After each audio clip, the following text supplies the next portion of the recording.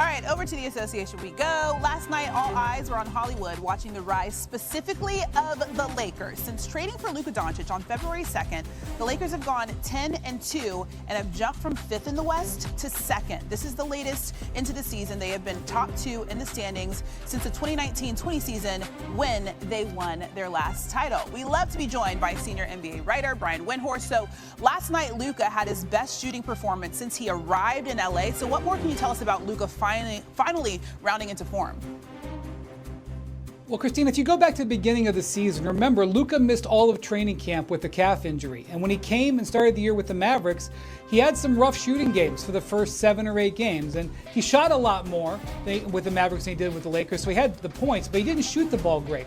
Well, then about the 8th, 9th, 10th game, then all of a sudden you saw the normal Luka emerge. Guess what? He misses 6 weeks with the calf injury. He's a little bit rough, especially from long range for the first 7, 8 games. Last night, look at what you got. The last 2 games this weekend, little series against the Clippers, 31 points and 29 points. Luka, the offensive force, is waking up, and that is not good news for the rest of the Western Conference. Yeah, it had been so long since we had seen him on the court, even before he got to LA. As a team, what have the Lakers shown that has you thinking that they can actually be contenders? The defense just remains so impressive. They had another good set of defensive games against the Clippers. This is a team that had a chance to prepare for the Lakers. Obviously, it's a rivalry. We know that it matters to the Clippers because they boost their players' minutes. And the Clippers just weren't able to make a dent in it. They shot just 27% on three-point range in the 2 games.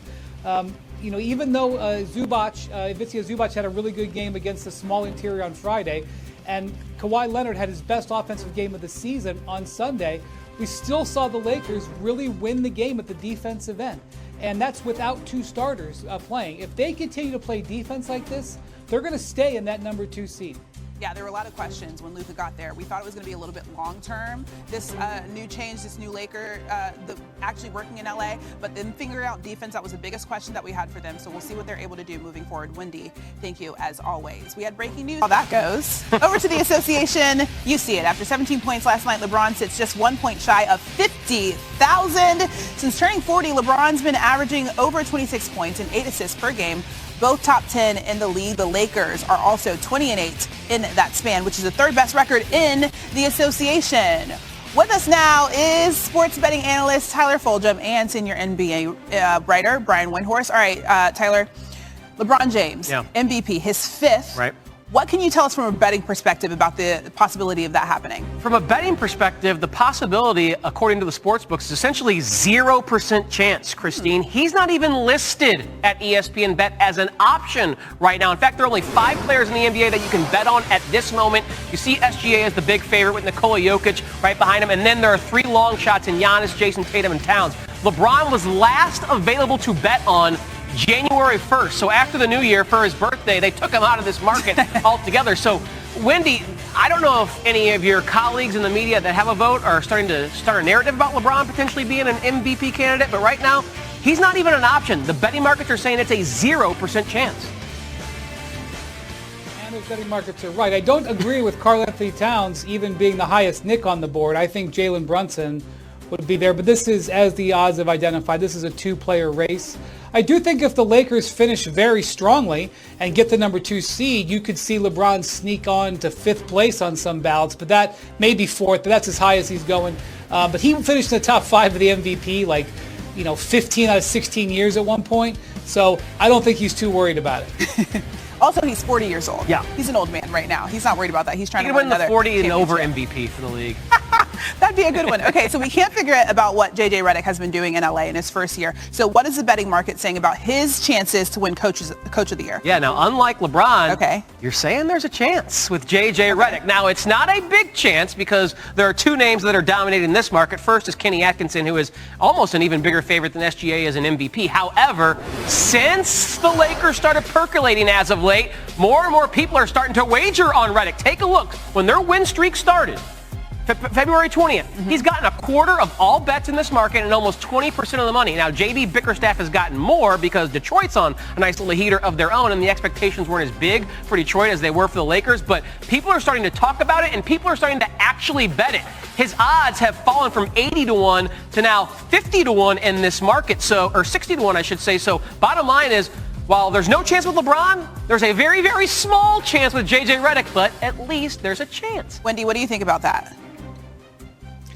Tyler, is there such a thing as a good value bet on any Lakers positive outcome? The money comes in on the Lakers from their fans, and you can even if you think that you're right, you can't get a good value on it. That's been my experience from an amateur perspective.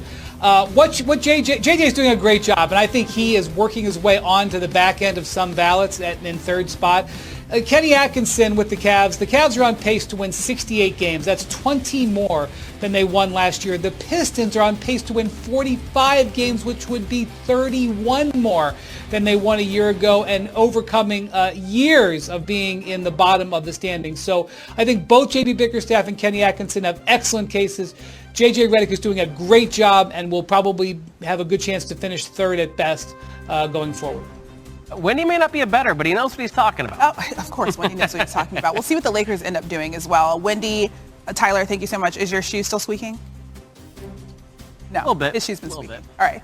We'll see you later. LA. Can you do it in a better voice than that? I could probably. But you're not even going to try. You're just going to let me hang in there? The battle for LA. There's LeBron, 18 points shy of becoming the first player in NBA history to score 50,000. That seems like a lot. That's regular season and playoff combined. Lakers up 4. James Harden the miss. That's okay. Luka Doncic, he's there with the rebound, gets it 2. LeBron, easy on the other end. Lakers up 6. Next Lakers possession, Doncic, step back 3. He's like 1, 2, 3. Add that to the previous lead, and it's Lakers up 9. Doncic again on the next possession. This dude took over in the first quarter. Yes, he made the free throw. The Lakers were up 6 after 1. Now to the third. The takeover just continues. Lakers up 11. It's more Luka. Luka! Sometimes creativity. It's just fun to watch. Lakers up 13. Kawhi, he's got the miss. Luka, LeBron, for more of that. Lakers up 15. Lots of smiles. And Lakeshore playing like this. 5 minutes left in the third. It's a 12-point lead. Again, how many times can I say Luka? Should I just say Doncic? Like, either way, whatever you want to call him is too much for the Clippers. He didn't miss the free throw. It's because the Clippers weren't blocking him. Lakers up 14. Not done. It's now 18-point lead. This time, Luka over James Harden. By the way, that's Luka's dad. What? Lakers led 89-77 going into the fourth. Now at 5. Gonna find LeBron, corner 3, did that. That man is now 1 point away from 50,000. 50,000 total points. LA up 8. Luka, 29 points, 6 rebounds, 9 assists. Lakers up 11. I mean, the Clippers down 8. Harden found Kawhi. Kawhi did that for 33 points and 10 rebounds. He tried to get his team back in it. It's only a 5-point game, but with 40 seconds to play, Chris Dunn strips Luka. Hold on, Dunn. Nah. Other end goes up. LeBron. Called goaltending. What? But that's what it's called. It's okay. We got eyes everywhere. LeBron just gets there before the ball hits the backboard, so the call is reversed. It's not goaltending. Here's the problem, though. LeBron only had 17 points. So